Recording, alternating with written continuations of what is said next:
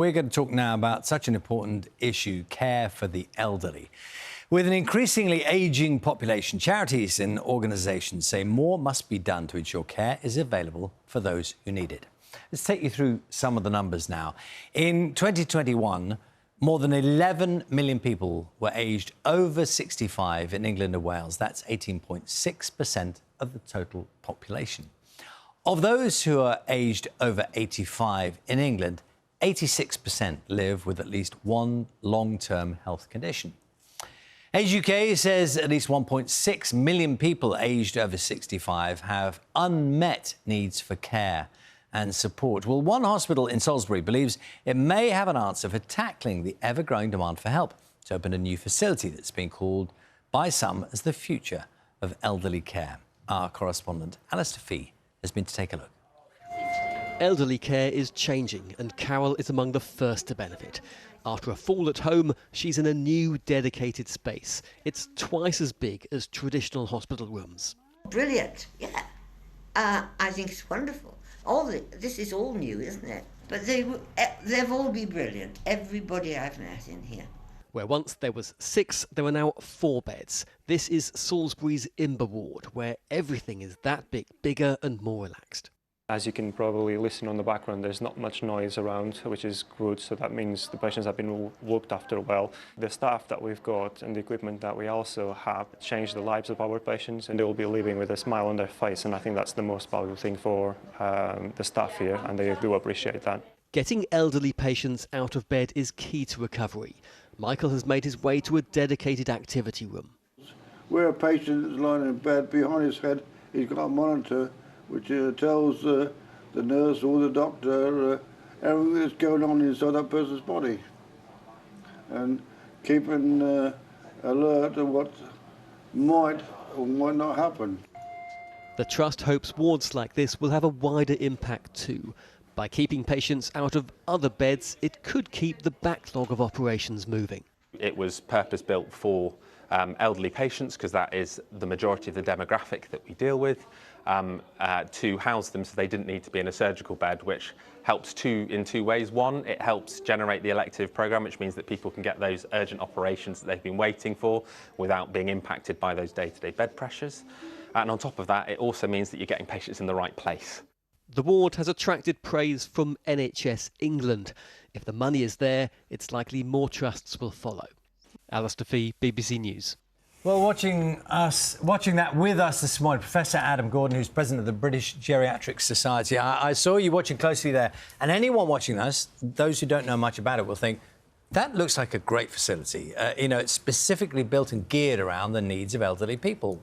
Why can't we have more of those? I mean, the clip, the example is a really nice reminder of the fact that we know exactly what good care for older people looks like. It's care that's provided by a team of experts, a multidisciplinary team that focuses on getting people back to their usual levels of activity as quickly as possible, and provided in an environment which is designed for people with disabilities, perhaps people with cognitive impairment or dementia. So we know how to do this, and it's a reminder that when we invest some resource and some efforts in doing that it can be transformative for patients. But I think there's also evidence from that Salisbury pilot that we can also see that there's people get home quicker, they're less likely to come back into hospital, maybe even less likely to require social care on discharge from hospital. So that has knock-on effects, knock-on gains for the rest of the system. So the obvious question is, if we know that works, why don't we do it?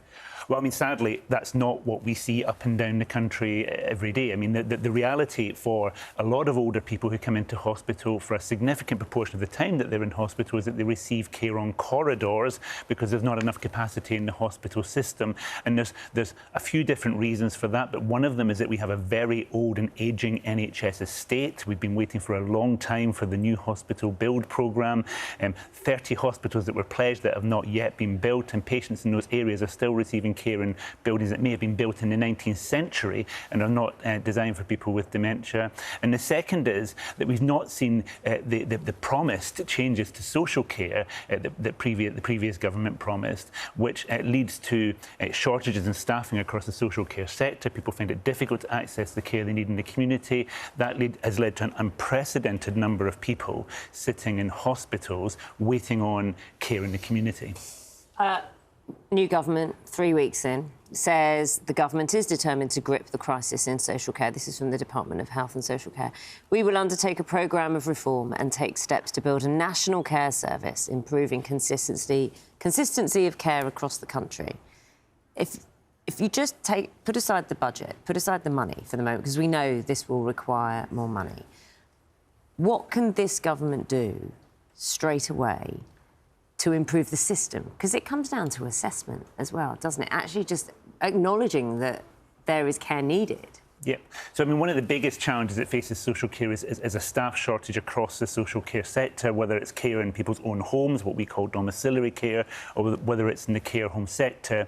And that, frankly, is because we don't pay social care staff enough. That makes it difficult to attract them, it makes it difficult to retain them, and we also don't allow them the same career progression opportunities that they might perhaps get in the National Health Service.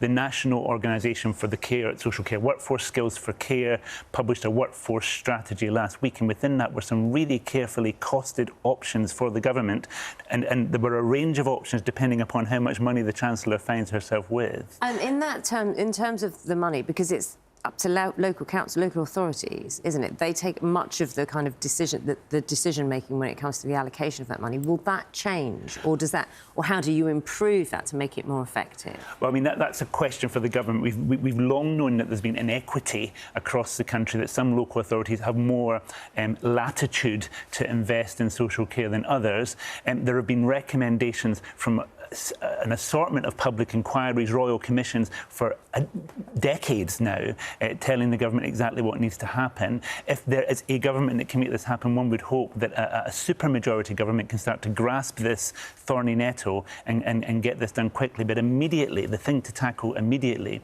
is to deal with the issues around staffing, around fair pay for social care staff. If we can do that, we can unlock the potential of the social care sector, and that will take a lot of pressure off the National Health Service. Where, Professor, do we look around the world for places that frankly do it better, that just have a better system? Are there places that are kind of models of how you look after the elderly in a better way?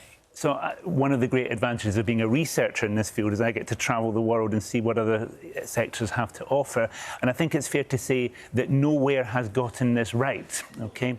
But here in the UK, we have a really large rump of expertise in how to deliver effective care for older people, both in the National Health Service. We have the largest geriatric medicine specialty per head of capita of any developed country.